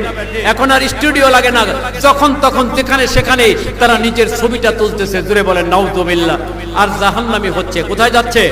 জাহান্নামে যাচ্ছে। ছবি তুলে, ভিডিও করে তারা জাহান্নামের দিকে যাচ্ছে। জোরে বলেন নাউযুবিল্লাহি মিন যালিক। এটা কাফের মুশরিকদের একটা চক্রান্ত, ষড়যন্ত্র। তারা সব জায়গায় দেখেন না, কাবা শরীফ, মক্কা শরীফ পবিত্র জায়গা, সেখানে সিসিটিভি সেট করেছে। জোরে বলেন নাউযুবিল্লাহ। লক্ষ লক্ষ মুসলমানের কোটি কোটি ছবি তুলতেছে তারা এই সিসিটিভির মাধ্যম দিয়ে। সব জায়গায় সিসিটিভি তারা সব জায়গায় ছড়িয়ে দিয়েছে। মার্কেটে আপনি বাজারে যাবেন, মার্কেটে যাবেন, সেখানে আপনার ছবি উঠবে। আপনি বিমানবন্দরে যাবেন, সেখানে আপনার ছবি উঠবে। আপনি একটা জায়গায় যাবেন, সেখানে রাস্তা দিয়ে হাঁটতেছেন, রাস্তার মধ্যেও সিসিটিভি ফিট করে রেখেছে, ঠিক কিনা? জোরে বলেন। এতেই তারা ক্ষান্ত হয় নাই। তাদের ষড়যন্ত্র কত দূর দেখেন, কত সূক্ষ্ম ষড়যন্ত্র, আর কত দূর পর্যন্ত তাদের ষড়যন্ত্র। তারা মুসলমানের ইবাদতগাহ, মুসলমানদের পবিত্র স্থান মসজিদের মধ্যে আজকে সিসিটিভি ঢুকিয়ে দিয়েছে, ঠিক কিনা? ধরে বলেন। মুসলমানের মসজিদের মধ্যে সিসিটিভি প্রবেশ করে দিয়েছে, যাতে মুসলমান হারাম কাজ করবে তাদের নামাজটাও নষ্ট হবে। জোরে বলেন নাউযুবিল্লাহ। হস্ত নষ্ট করতেই আছে, এখন নামাজটাকেও নষ্ট করার জন্য নিরাপত্তার নাম দিয়ে মসজিদের ভিতরে ছবি, সিসি ক্যামেরা ঢুকায় দিয়েছে। জোরে বলেন নাউযুবিল্লাহ। সিসি ক্যামেরা নিরাপত্তা দিতে পারে? নিরাপত্তা দিতে পারে? কোন ক্ষমতা আছে সিসি ক্যামেরার নিরাপত্তা দেওয়ার? বাহির থেকে একটা বোম মারলে সিসি ক্যামেরা সহ উড়ে যাবে, ঠিক কিনা? জোরে বলেন। সিসি ক্যামেরাকে বাঁচাবে কে? সিসি ক্যামেরার নিরাপত্তা দিবে কে? সিসি ক্যামেরার নিজেরই কোনো নিরাপত্তা নাই, নাকি মানুষের নিরাপত্তা দেয়? জোরে বলেন নাউযুবিল্লাহ। এটা কাফেরদের একটা ষড়যন্ত্র। নিরাপত্তার দোহাই দিয়ে মুসলমানের মধ্যে হারাম কাজটা ঢুকায় দেওয়া। এই যে বিষয়টা, সূক্ষ্ম বিষয়টা, এটা কেউ বলে নাই। আজকে সমস্ত মাওলানা, মৌলবী, পীর, দরবেশ ওই কাফেরের ষড়যন্ত্রের শিকার হয়ে গেছে, ঠিক কিনা? জোরে বলেন। ষড়যন্ত্রের শিকার হয়ে গেছে। নচেত মসজিদের ইমাম, মসজিদের খতিব কেন প্রতিবাদ করে না যে মসজিদের মধ্যে সিসি ক্যামেরা লাগানো যাবে না, ঠিক না ঠিক? তারা যদি প্রতিবাদ করত, অন্তত মসজিদটা সিসি ক্যামেরা থেকে মুক্ত থাকতো, ঠিক কিনা? ধরে বলে। তারা তাদের গোলাম হয়ে গেছে, নাউযুবিল্লাহ। তাদের গোলাম হয়ে গেছে, তাদের কাছে তারা বশীভূত হয়ে গেছে, যার কারণে তারা কিছু বলে না। তারা হারাম কাজে এখন মশগুল হয়ে গেছে। একমাত্র রাজার বাগ শরীফের মমদু মুর্শিদ কিবলা আলাইহিস সালাম অকাট্যভাবে কঠিন ভাবে এটার বিরোধিতা করে যাচ্ছেন, এগুলোর বিরুদ্ধে পদক্ষেপ নিচ্ছেন, এগুলোর বিরুদ্ধে দলিল দ্বারা লিখে যাচ্ছেন। ধরে বলুন সুবহানাল্লাহ।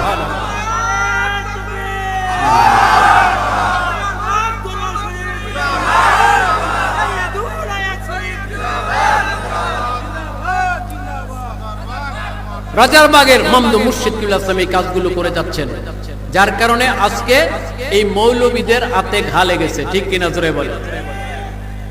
তাদের ব্যবসা বন্ধ হয়ে যায়। ভিডিওর বিরুদ্ধে ফতোয়া দিলে তো ব্যবসা থাকে না, ভাইরাল হওয়া যায় না, ঠিক না ভাই? ঠিক। এই কারণে রাজারবাগের পীর সাহেব কিবলার বিরুদ্ধে কথা বলেন, নাউযুবিল্লাহ বলেন। রাজারবাগের বিরোধিতা করে অন্যায় ভাবে, এই কারণে উনি হক কথাগুলো বলেন, সুবহানাল্লাহ। তৃতীয় ষড়যন্ত্র কাফের মুশরিকদের মুসলমানকে জাহান্নামী করার, সেটা হচ্ছে বেপর্দা, বেহায়াপনা। জোরে বলেন নাউযুবিল্লাহ। বেপর্দা, বেহায়াপনা। আজকে বেপর্দা, বেহায়াপনা যেই হারে বাড়ছে, কিছুদিন আগেও এত বেপর্দা, বেহায়াপনা ছিল না, ঠিক না বে ঠিক? মুসলমান মা বোনরা পর্দা করে চলতেন, পর্দা করে চলতেন। আগে এমন পর্দা ছিল, বোরকা পরিধান করেছে মহিলা, আবার ছাতিও নিয়েছে। পুরুষ লোক দেখলে ছাতিটা আড়াল করে তারা রাস্তার পাশে নেমে যেত, পুরুষ গেলে তারপরে তারা যেত, ঠিক না বে ঠিক? পর্দা করে রিকশায় উঠেছে বোরকা পরে, আবার রিকশাটাকেও একটা কাপড় দিয়ে মোড়া দিয়েছে পর্দা করার জন্য। সুবহানাল্লাহ বলেন। এত পর্দা করতো আগে মুসলমান। কেন করতো? মুসলমানের মধ্যে আগে লজ্জা ছিল, শরম ছিল, ঠিক না বেঠিক? হায়া ছিল। আল হায়াউ শুবাতুম মিনাল ঈমান। হায়া, লজ্জা হচ্ছে ঈমানের অংশ, ঈমানের অঙ্গ। আজকে মুসলমান থেকে ওই লজ্জা, ওই শরমটা তুলে দেওয়া হয়েছে। মুসলমান মা বোনদেরকে বেপরদা, বেহায়া করে দেওয়া হয়েছে, ঠিক কিনা জোরে বলেন? কারা করেছে? এই কাফের মুশরিকদের ষড়যন্ত্র। জোরে বলেন নাউযুবিল্লাহ। আমি আমার আলোচনায় বলে থাকি সব জায়গায় যে কাফেরদের ষড়যন্ত্র কত গভীর। তারা হাদিস শরীফ রিসার্চ করে বের করলো, আদ-দায়ুসু লা ইয়াদখুলুল জান্নাহ, দায়ুস কখনো জান্নাতে প্রবেশ করবে না। জান্নাতের দরজায় লেখা থাকবে দায়ুসের জন্য জান্নাত হারাম, দায়ুস কখনো জান্নাতে প্রবেশ করবে না। এই হাদিসটা তারা লুফে নিয়ে ষড়যন্ত্র শুরু করে দিল, কি করে মুসলমানদেরকে হারাম, বেহায়া, বেপরদা করা যায়, দায়ুস বানানো যায়। সে দায়ুস হলে নামাজ পড়লেও, রোজা রাখলেও, হজ করলেও, যাকাত দিলেও, সব আমল করলেও দায়ুস হওয়ার কারণে সে জান্নাতে যেতে পারবে না। জোরে বলেন নাউযুবিল্লাহ। তারা কত সূক্ষ্মভাবে চিন্তা করে, কিন্তু মুসলমান চিন্তা করে না যে দায়ুস হলে তো আমি জান্নাতে যেতে পারবো না, আমাকে দায়ুস হওয়া যাবে না, এই চিন্তা তারা করে না। কিন্তু কাফেররা চিন্তা করলো দায়ুস যদি বানায় দেওয়া যায় সে আর কোনোদিন জান্নাতে যেতে পারবে না, দায়ুসের জন্য জান্নাত হারাম। মহিলাদেরকে দায়ুস বানায় দাও, পুরুষদেরকে দায়ুস বানায় দাও।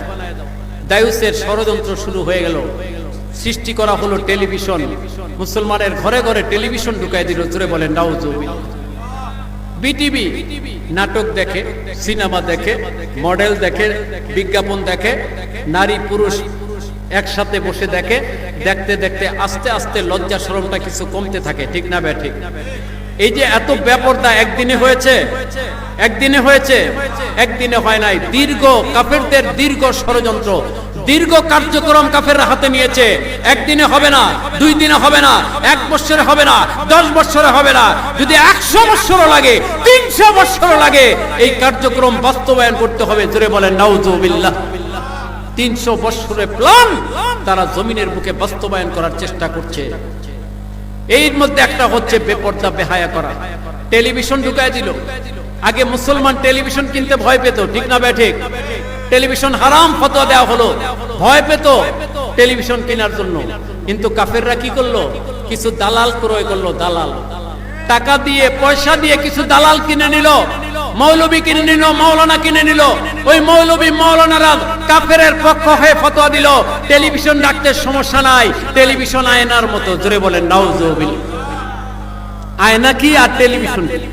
আয়নায় নিজের চেহারা দেখে আর টেলিভিশনে আরেকজনকে দেখে, ঠিক না বেঠিক? টেলিভিশন আয়নার মতো, টেলিভিশন দেখলে কোনো সমস্যা নাই। ওলামায়ে সু ফতোয়া দিয়ে দিল। কিছুদিন পর দেখা গেল ও ওলামায়ে সু নিজেই টেলিভিশনের ভিতরে ঢুকে গেছে। জোরে বলেন নাউযুবিল্লাহ, ঠিক না বেঠিক? এখন মুসলমান মনে করে মৌলবী যখন ভিতরে ঢুকতে পারছে, আমরা বাইরে থেকে দেখলে সমস্যাটা কি, ঠিক না বেঠিক? মুসলমানের ঈমানটা নষ্ট করে দিল, মুসলমানকে হারাম কাজে উদ্বুদ্ধ করলো। ব্যাপকভাবে মুসলমানের ঘরে টেলিভিশন ঢুকে গেল। কাফেররা দেখলো এই টেলিভিশন দিয়ে ব্যাপকভাবে বেপরদা, বেহায়াপনা ছড়ানো যাবে না, মুসলমানদেরকে বেহায়া বানানো যাবে না। তাহলে কি করতে হবে? ডিশ অ্যান্টেনা তৈরি করো। ডিশ অ্যান্টেনা তৈরি করা হলো। ডিশ অ্যান্টেনা একটা চ্যানেল, একটা লাইন দিয়ে দিল 300 টাকায়, 200 টাকায়। ঘরের ভিতরে লাইন একটা, চ্যানেল 200-এরও বেশি, ঠিক না বেঠিক? 200-এরও বেশি চ্যানেল। এখন আর বিটিভি কেউ দেখে না, বিটিভি কেউ খুলে না। এখন দেখে ইন্ডিয়ান সিরিয়াল, ঠিক না বেঠিক? ভারতীয় সিরিয়ালের মধ্যে মশগুল মহিলারা, মা বোনেরা ভারতীয় সিরিয়াল দেখায় মশগুল। এখন দেখে আমেরিকার সিরিয়াল, এখন দেখে রাশিয়া, চীন, জাপান, যেই দেশগুলোর শরীরে কোনো পোশাকই থাকে না, ঠিক কিনা জোরে বলেন? বেপরদা, বেহায়া, নির্লজ্জ, সবচাইতে নির্লজ্জ, নিকৃষ্টতম উদাহরণ হচ্ছে এই কাফের মুশরিকগুলো। বলতে গেলে উলঙ্গই থাকে।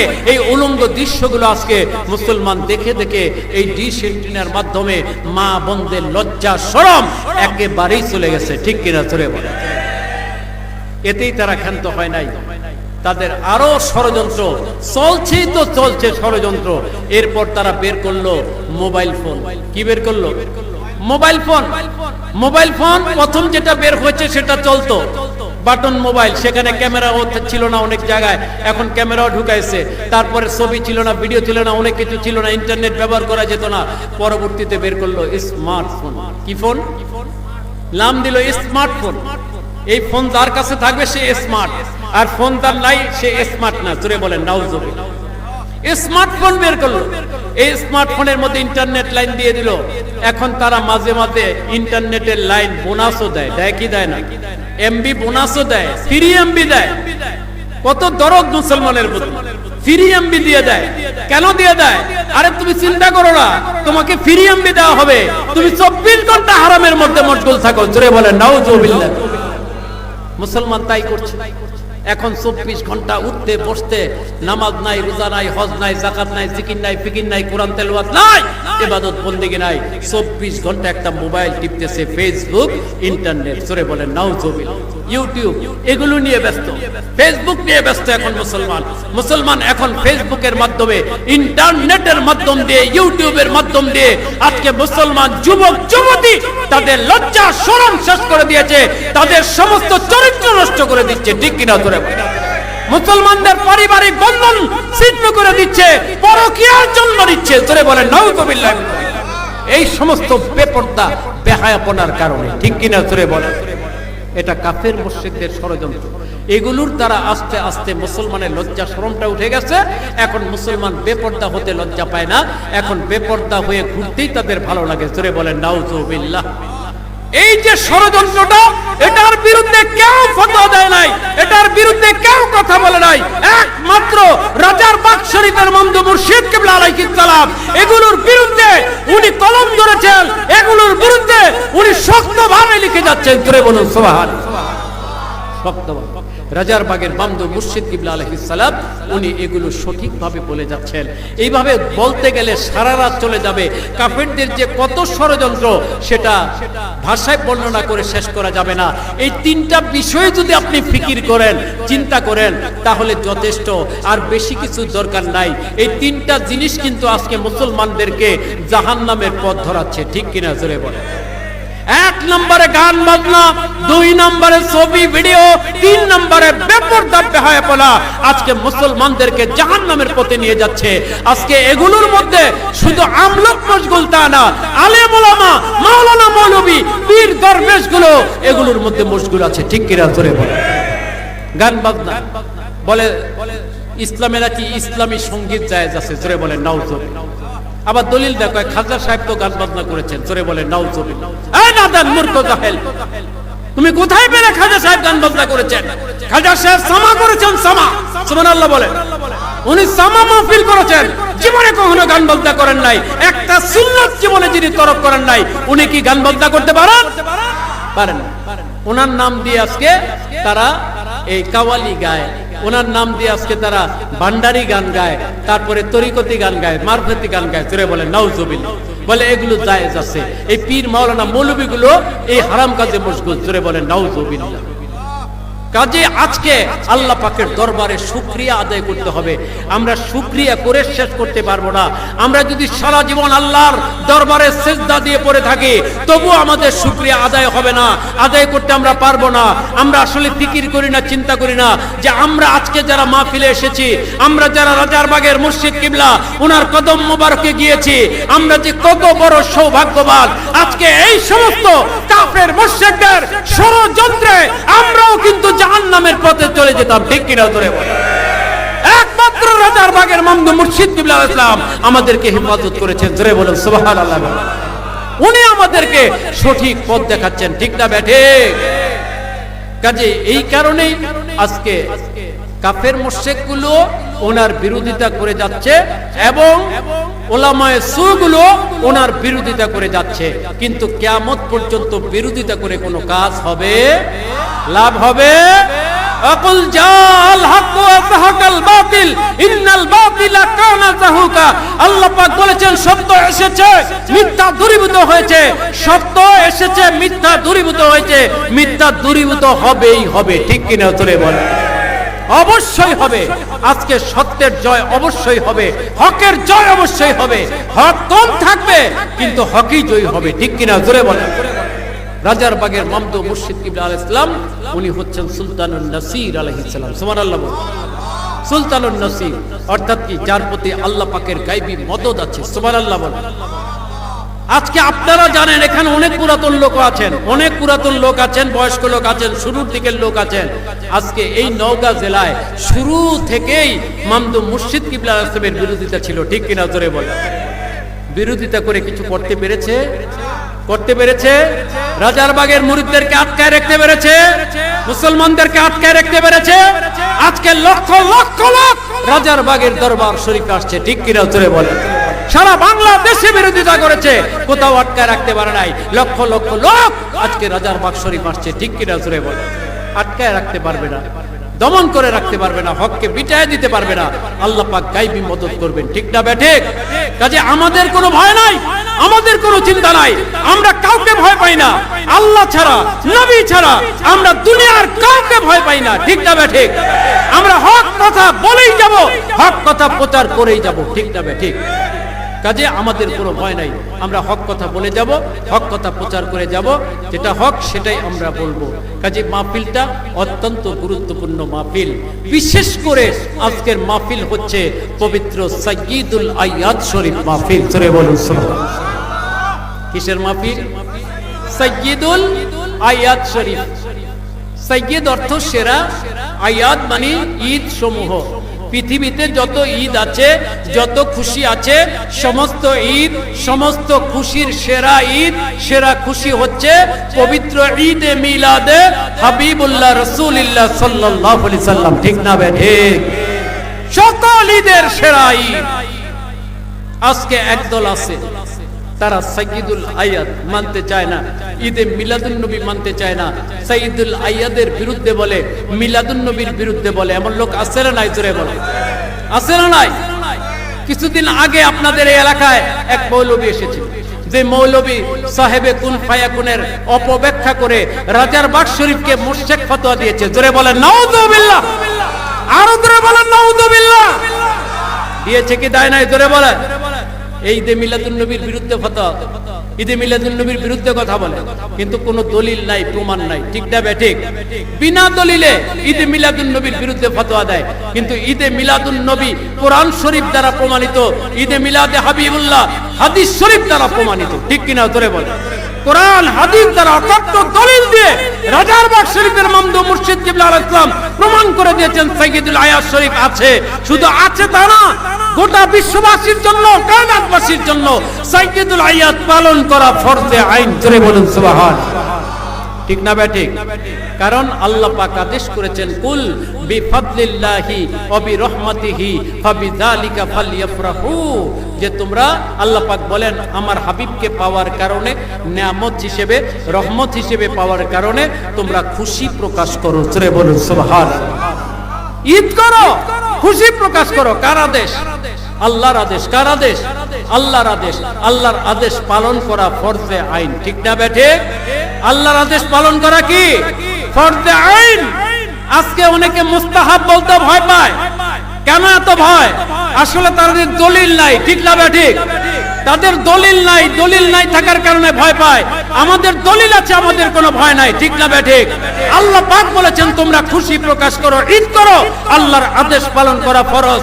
আর নবীজির আগমনে, নবীজিকে পেয়ে কেউ যদি খুশি না হয়, তার ঈমান থাকবে না, ঠিক না বেঠিক?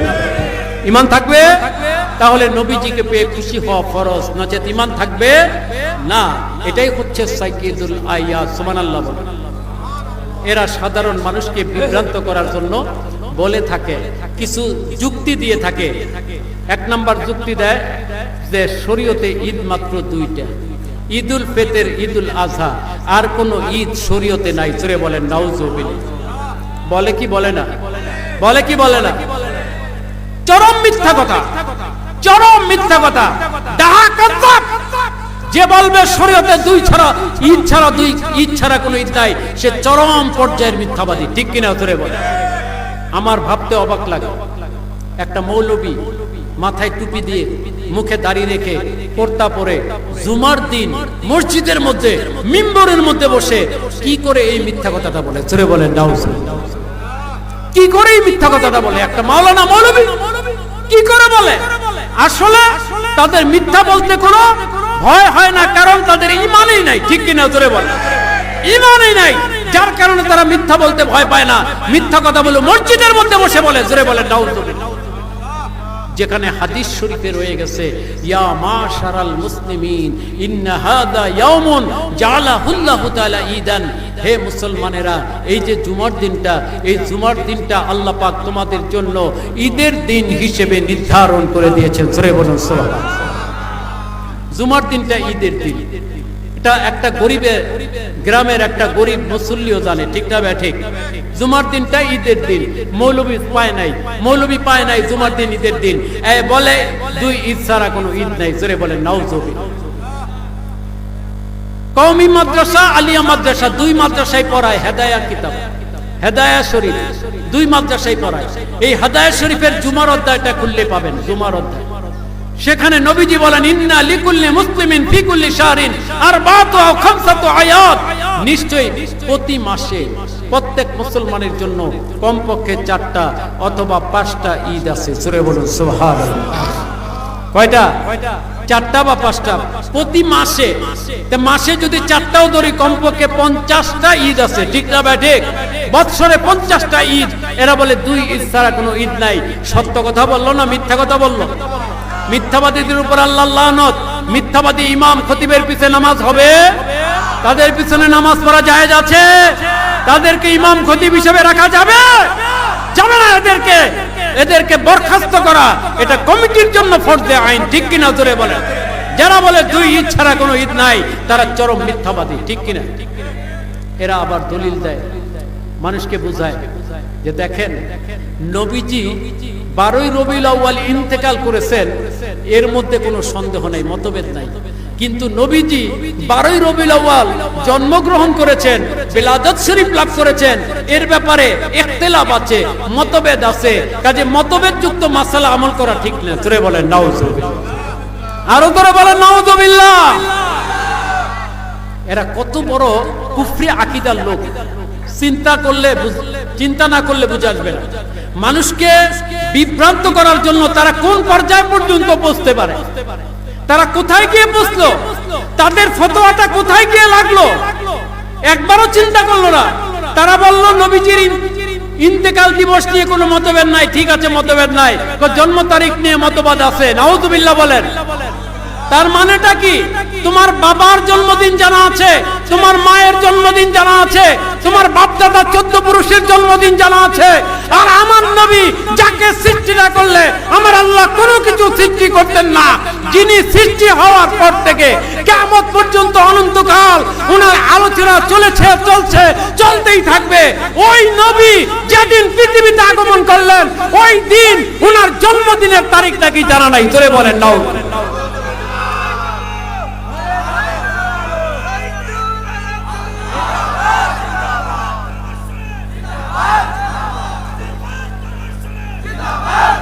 ওনার জন্মদিনের তারিখটা কি জানা নাই? নাউযুবিল্লাহ বলেন। কোথায় গিয়ে বললো? আমরা এমন এক নবীর উম্মত যে নবীর জন্মদিন ঠিক নাই। নাউযুবিল্লাহ বলেন। আরো জোরে বলেন নাউযুবিল্লাহ। এরা যে ইহুদি নাসারার দালাল, কাফের মুশরিকের দালাল, কোনো সন্দেহ আছে? এগুলো কাফের মুশরিকদের কথাগুলো উলামায়ে ফুদের জবান দিয়ে বের করা হচ্ছে। ঠিক কিনা জোরে বলেন? মুসলমানদের ঈমান আমল নষ্ট করার জন্য। রাজার বাগের মন্দু মুর্শিদ কিবলা আলাইহিস সালাম, উনি পৃথিবীর জমিনে একমাত্র ব্যক্তিত্ব যিনি একটা কিতাব বের করেছেন নবীজির মিলাদুশ শরীফের তারিখ সম্পর্কে। উনি শুধু দলিল দিচ্ছেন তা না, সহিহ হাদিস দ্বারা প্রমাণ করে দিয়েছেন, অসংখ্য হাদিস দিয়ে প্রমাণ করে দিয়েছেন নবীজির আগমন 12ই রবিউল আউয়াল সোমবার দিন। ধরে বলুন সুবহানাল্লাহ। ঠিক না বে? ঠিক। দলিল দিয়ে প্রমাণ করেছেন। আজ পর্যন্ত কে খণ্ডন করতে পারে না, কিয়ামত পর্যন্ত পারবে না। ঠিক না বে? ঠিক। কাজে এগুলো হচ্ছে তাদের চক্রান্ত, ষড়যন্ত্র। কি করে মুসলমানদের ঈমানটা নষ্ট করা যায়, মুসলমানদের আমলটা নষ্ট করা যায়। জোরে বলেন নাউযুবিল্লাহি মিন যালিক। সাইয়্যিদুল আয়াত দলিল দ্বারা প্রমাণিত অসংখ্য অগণিত দলিল রয়ে গেছে, যার মধ্যে কোনো সন্দেহ নাই। তাদেরকে অনেকবার আমরা তাদেরকে চ্যালেঞ্জ ঘোষণা করেছি, এখনো আছে ওই চ্যালেঞ্জ। শুধু ঈদে মিলাদুন নবী না, যে কোনো বিষয়ে আমরা তাদের সাথে বাহাস করতে রাজি আছি, ঠিক না ঠিক? যে কোনো জায়গায়, পৃথিবীর যে কোনো স্থানে, কিন্তু তারা বাহাসে আসে না, বাহাসে তারা আসতে পারবে না, তাদের দলিল নাই, ঠিক না ঠিক? দলিল নাই। নাদান মূর্খ বলে সাহেবে কুন ফায়াকুন লকব ব্যবহার করা শিরক, জোরে বলে নাউজুবিল্লাহ। সাহেবে কুন ফায়াকুন লকব ব্যবহার করাকে শিরক বলে। আসলে সে নিজেই মুশরিক, ঠিক কি না? জোরে বলে সে নিজেই মুশরিক। কেন মুশরিক জানেন? হাদিস শরীফে আছে, কেউ যখন কাউকে কাফের ফতোয়া দেয়, মুশরিক মানে তো কাফের, ঠিক না ভাই? ঠিক। কেউ যদি কাউকে কাফের ফতোয়া দেয়, ফতোয়াটা আসমানের দিকে উঠে, আসমানের দরজা বন্ধ করে দেওয়া হয়, জমিনের দিকে নামে, জমিনের দরজা বন্ধ করে দেওয়া হয়। যাকে ফতোয়া দেওয়া হয়েছে সে যদি সত্যি কাফের হয়ে থাকে, তার উপর পরে সে কাফের হয়ে মারা যায়, নাউজুবিল্লাহ। আর যদি সে কাফের না হয়, ভুল ফতোয়া হয়, তাহলে যে ফতোয়া দিয়েছে ওই ফতোয়াটা তার উপরেই গিয়ে পড়ে, জোরে বলেন নাউজুবিল্লাহ। সে কাফের হয়ে মারা যায়, ঠিক না বে ঠিক? সাহেবে কুন ফায়াকুন অর্থ কি? সাহেবে কুন ফায়াকুন অর্থ হচ্ছে কুন ফায়াকুন, শক্তির অধিকারী। এই মৌলবী কিছু জাহিরি কিতাবাদি পড়েছে, ইলমে তাসাউফের ধারে কাছেও যায় নাই, ঠিক না বে ঠিক? জিকির করে নাই, ফিকির করে নাই, ওলি আল্লাহদের কাছে যায় নাই, তাসাউফের তাও তার মধ্যে নাই। সে তাসাউফের লকবের কি বুঝবে? তাসাউফের লকবের গুরুত্বকে সে কি করে জানবে? কোশ্চেন কারো জানতে পারে না।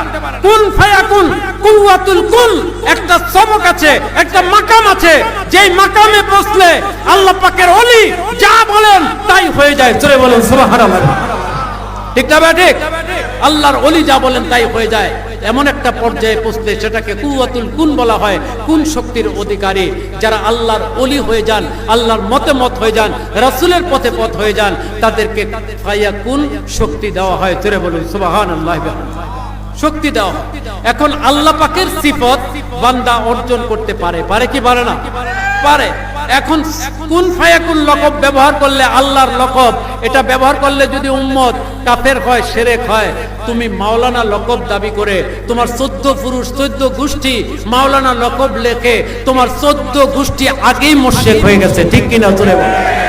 তোমার 14 গোষ্ঠী আগে জাহান্নামে চলে গেছে, কারণ মাওলানা তো আল্লাহ পাক। মাওলানা কে? আল্লাহ পাক। আনতা মাওলানা, হে আল্লাহ পাক আপনি মাওলানা। আমরা নবীজিকেও মাওলানা বলি। তুমি আল্লাহ দাবি করেছো, তুমি নবীও দাবি করেছো, ঠিক কিনা? তোরে বলে তুমি তো আগে কাফের হয়ে আছো, আগে মুশরিক হয়ে আছো, আর আগুন মানুষকে তুমি কাফের বলো, মুশরিক বলো, সে নিজেই কাফের, ঠিক না বে ঠিক?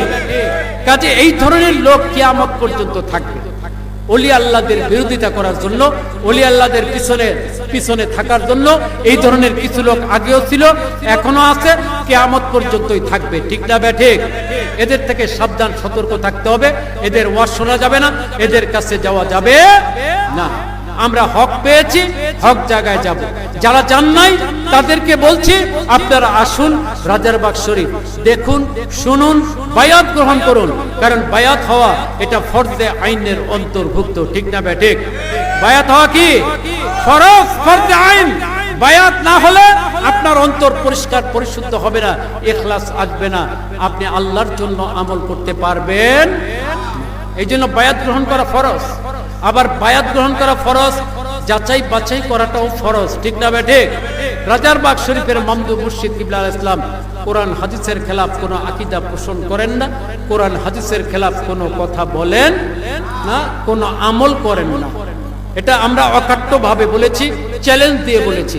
যদি প্রমাণ করে দিতে পারেন আমরা ছেড়ে দিব, ঠিক না বে ঠিক? আর যদি প্রমাণ করতে না পারেন আপনাদেরকে তওবা করতে হবে, ঠিক কিনা? জোরে বলেন। কাজে হক না হক কিয়ামত পর্যন্ত থাকবে। না হক থেকে দূরে থাকতে হবে, হকের মধ্যে আসতে হবে। রাজারবাগ শরীফে আসেন, আকীদা শুদ্ধ হবে। আজকে আকীদার ব্যাপারে মানুষের ইলম নাই বললেই চলে, ঠিক না বে ঠিক? এই আকীদাটাকে বিশুদ্ধ করতে হবে। এই আকীদা বিশুদ্ধ করার জন্য রাজারবাগ শরীফ আসতে হবে। তাহলে আমাদের পক্ষে হকটা জানা, হকটা বুঝা, হকের উপর ইস্তেকামত থাকা সম্ভব হবে। আমরা সেটাই আল্লাহ পাকের কাছে দোয়া করব। আল্লাহ পাক যেন আমাদেরকে হক জানার, বুঝার, হকের উপর ইস্তেকামত থাকার তৌফিক দান করেন। সবাই বলে আমিন।